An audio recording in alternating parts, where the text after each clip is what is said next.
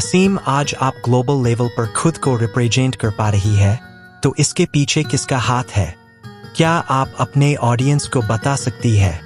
आज मैं global level पर खुद को रिप्रेजेंट कर पा रही हूँ, तो इसमें सबसे बड़ा हाथ मेरे अल्लाह पाक का है, जिन्होंने मुझे हिम्मत दी, रास्ता दिखाया, हर कदम पर मेरा साथ दिया।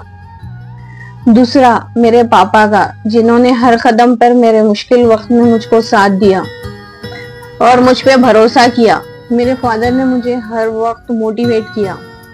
और तीसरा मेरे ऑडियंस का, जिन्होंने हर वक्त मुझे प्यार दिया और मुझे मोटिवेशन दिया, मुझे इस मुकाम तक पहुंचाया। आप सबका मैं दिल से शुक्रिया अदा करती हूँ। मेरे वीडियो को लाइक, कमेंट और शेयर कीजिए।